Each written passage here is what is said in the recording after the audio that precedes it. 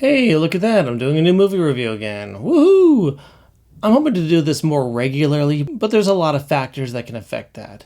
Adding more to my YouTube workload isn't necessarily the best idea, but this is a Transformers movie, so I just gotta do it. This review is spoiler-free as a prequel can be anyway. The very premise of the film is the origin story of Megatron and Optimus Prime, so we more or less know how that's gonna end. But this won't be a deep dive video. A more thorough review of this and other Transformers movies are down the pipeline, but this is my fresh take on Transformers 1.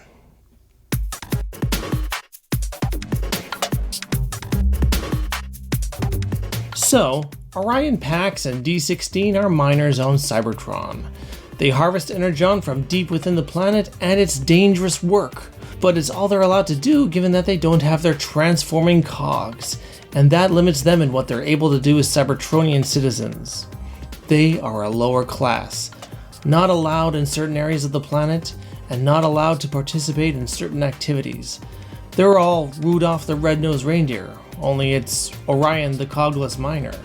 Orion wants more, and he sings about how they got who's-its and what's-its galore up on the surface, and tricks D16 into joining the Cybertronian races, hoping to show all of Cybertron their worth despite their station in life.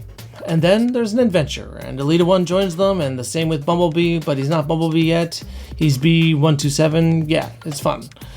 And what can I say, Transformers 1 mostly hits it out of the park. It's a visually stunning film that uses the planet of Cybertron more effectively than I've ever seen it used. It's a busy and living planet with life and mystery. It's really something to behold. The friendship between Orion and D16 is believable and funny. We see a friendship put under stress but also reinforced. The characters are the heart of the story, but impressively, there is a lot of lore thrown into the mix as well. It's all delivered in an approachable way, but definitely hits those beats that used to be deep cuts. I would have liked to fit in this stuff about Megatron being a gladiator, but I guess we'll just have to deepfake him into Gladiator 2 later this year. The movie is presented as a film for kids, with lots of banter that sometimes caters too heavily to younger viewers, but the story actually has a lot of depth and darkness to it, discussing class warfare and determinism, and like every Transformers film, there's a body count. Unless someone has completely shut out all awareness of Transformers media in the last 40 years, we are aware of the division that occurs between the two leads, but the journey does have you wondering how they'll get to be the two opposing figures that they traditionally are. I have a few issues with this journey, and it is a big one. D16's journey into becoming Megatron feels like there's a few necessary beats missing. Like there's a few steps in where you see his anger below the surface. I wanted more hints that there's a dark side underneath him the whole time. I struggle to feel the connection between the character at the beginning of the movie and who Megatron is. I believed him feeling rage and turning him against Sentinel Prime, but I didn't feel the divide between him and Optimus develop the same way. And while the actors did a fine enough job with the material from an acting standpoint, at the end of the day, the characters are done a disservice by having celebrity voice actors, especially Orion and D16. It's tough to fill the shoes of such iconic characters. Many have tried with mixed results, but ultimately it sounds like Chris Hemsworth and Brian Tyree Henry, not Optimus and Megatron. And while I wouldn't ask them to replicate the performances of Peter Cullen and Frank Welker, I'd ask them to bring something to the table. But then, why not just hire actual voice actors? They're in a tough position, as anyone in those roles would be. And again, the acting was good.